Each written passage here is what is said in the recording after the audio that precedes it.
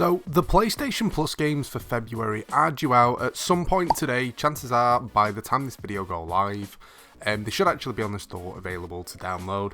Now, we have got a few things to talk about this week. Before we get into anything though, if you guys do want to get a PlayStation Plus membership and you're after making it a bit cheaper, if you're after getting PSN credit, or even if you just have to get in some brand new games at a really discounted price, make sure you check out Instant Gaming. There's a link down in the description that will give you a bit more of a discount. It's definitely worth checking out. Everything on there is usually anywhere between 20 and 30% off. Definitely worth saving yourself some money, but let's get into it. Now, the free games for February, in case you guys don't actually know, we're getting The Sims 4, which I'm excited to actually play. Last time I played Sims was, I think, probably The Sims 2 properly. We're also getting a VR game, Firewall 0 Hour, and BioShock The Collection. Now, out of every game that's going on there, the one that I am probably most looking forward to checking out is The Sims. And the only thing that I am worried about, though, is playing The Sims on console. I mean, there used to be Sims games out on console, and they used to be really difficult to play, and they weren't the best. On PC, playing the actual Sims games, they're awesome, and I'm not actually sure what the difference is between the console version and the PC version, apart from obviously you don't get any mods. But it'll be fun to check it out. As for other new games this week, again, I'm not doing the drop video this week just because there aren't that many games that I'm actually interested in checking out. There's probably only one, and it's one that I have actually played before, but I've only ever played it on like iPad and stuff, and it's the Five Nights at Freddy's games. There's 4 of them in total.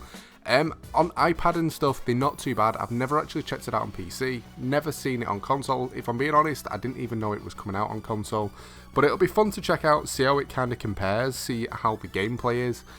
Curious to see what you guys think about that one. Have you ever actually played Five Nights at Freddy's? I mean, it's one of them games that a lot of streamers play, making content for because of the jump scares and stuff, but is it the kind of game that you guys would actually play?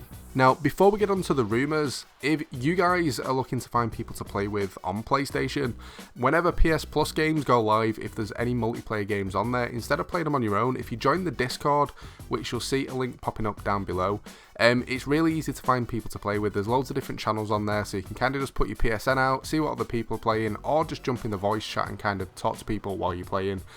Always better to play with people than playing on your own. I mean, I used to play a lot of single player games, and I still do now and then.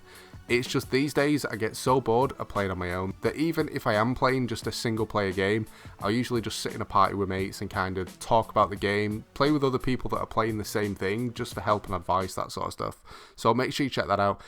Rumour wise, the only thing that's kind of going on at the moment isn't for any new games going on PlayStation Plus. It's just that when it comes to the end of the month, the VR game that we've got this month, Firewall, we're going to end up keeping that for another month, and it's happened before, so to be honest, that kind of rumour I wouldn't really be that bothered about.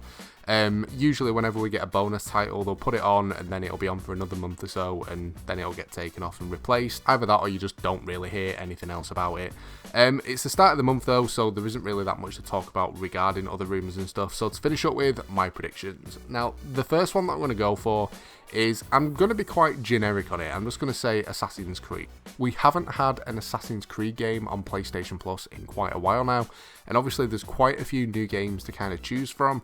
If anything, I'd probably say, if anything, it'd probably be one of the, like, you know, the side-scrolling ones, like the China, I can't remember the other ones that are in there. They are Assassin's Creed, but they're more a 2D platformer. I'd like to see something more like Black Flag. I've mentioned that for so long, I'm surprised it's not been on PlayStation Plus before.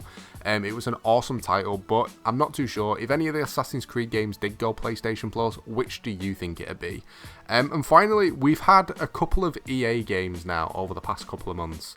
And as soon as EA Access came out on PlayStation, I kind of put it out there that I think we're going to start getting a lot of EA games just because people are already paying for a membership to get them, and because of the fact that they're happy now, people paying a small fee to get access to these games, that it's likely that they're going to go on PlayStation Plus. We've got Titanfall, we've got The Sims, and I am thinking probably either this month coming from March or maybe April that we're going to get another EA title. I'm going to go for a sports game, and I'm going to say hockey. I know there's loads of other stuff on there, but if anything, I think that's what we might get. We have had basketball on PlayStation Plus before.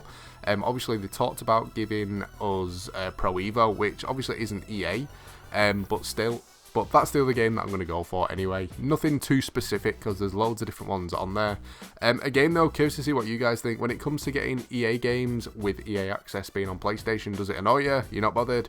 Not too sure. Curious to see how many of you guys actually pay for an EA membership on PlayStation. I've always kind of just thought it's worth it for the Battlefield games because eventually you get all the maps and stuff as well. But that's pretty much it for this one, guys. I hope you've enjoyed the video and found it useful. If you have, a like would be awesome. Don't forget to subscribe as well if you are new to the channel. But thanks for watching, and I'll catch you next time.